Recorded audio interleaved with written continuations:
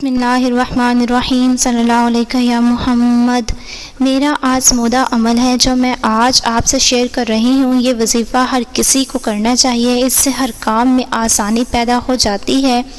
بسم اللہ الرحمن الرحیم کا وظیفہ ہے، اس کو ہر جائز مقصد کے لیے کر سکتے ہیں۔ کوشش کریں کہ یہ وظیفہ ایک ہی جگہ اور ایک ہی وقت پر کریں۔ احادیث، اسم اعظم اور بسم اللہ الرحمن الرحیم میں اتنا ہی فاصلہ ہے جتنا آنکھ کی سفیدی اور سیاہی میں ہے۔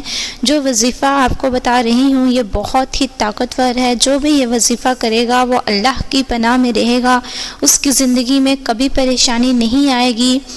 اسے اللہ سیدھا راستہ دکھائے گا اور وہ دین اور دنیا میں غلطی کرنے سے بچا رہے گا۔ بے شک انسان غلطی کا پتلا ہے، لیکن وہ یہ وظیفہ کرنے سے اللہ کی ایک ایسی حفاظت میں آ جائے گا کہ وہ کم سے کم غلطی کرے گا اور اللہ تعالیٰ کی اس پہ خاص رحمت ہوگی انشاءاللہ۔ جو بھی یہ وظیفہ کرے گا اللہ تعالیٰ اس کو گناہوں سے بچا لے گا۔ یہ وظیفہ کرنے سے اللہ پاک بندے کو خواب میں بتا دے گا کہ کیا ہونے والا ہے۔ یہ وظیفہ پورے یقین کے ساتھ کریں، اس سے بہت فائدہ ہوگا۔ یہ جو وظیفہ ہے یہ اللہ کی خاص رضا کو حاصل کرنے کے لیے ہے۔ جو بھی یہ وظیفہ کرے گا وہ کسی کا محتاج بھی نہیں رہے گا، اس کو کبھی بھی کسی کے آگے ہاتھ تک نہیں پھیلانا پڑے گا، اس کو کسی سے مدد نہیں مانگنی پڑے گی۔ اللہ اس کی ضرورت کو خود پورا کر دے گا، یعنی اس کے دل کی خواہش اللہ خود پوری کر دے گا، اسے کسی سے مانگنا نہیں پڑے گا انشاءاللہ۔ جو بھی یہ وظیفہ کرے گا اس کو کوئی بھی دشمن ہوگا، کوئی بھی انسان جو اس کا دشمن ہے اس کو نقصان تک نہیں پہنچا سکے گا۔ آپ یہ وظیفہ کر کے دیکھیں، آپ خود اپنے دشمنوں سے محفوظ ہو جائیں گے۔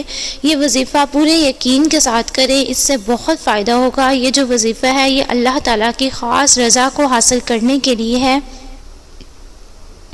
جو اس وظیفے کو اپنی روٹین کا حصہ بنا لے گا اس پہ کوئی بھی جادو ٹونا بھی اثر نہیں کرے گا، اور یہ وظیفہ کرنے والا جس سے بھی ملے گا، جس کے پاس جائے گا، سبھی اس کی عزت کریں گے، یعنی یہ وظیفہ کرنے والے کی عظمت میں بھی اضافہ ہوگا۔ اس وظیفے کو روزانہ ایک ہی وقت میں ایک ہی جگہ بیٹھ کر کرنا ہے۔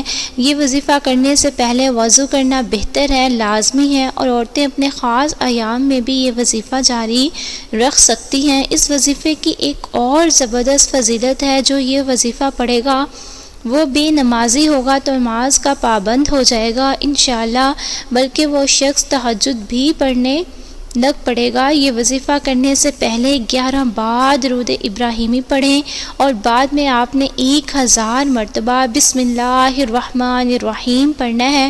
یہ پڑھتے ہوئے اپنے مقصد کو اپنے ذہن میں رکھیں۔ یہ وظیفہ پڑھ کے دوبارہ 11 بار آپ نے درود شریف پڑھنا ہے۔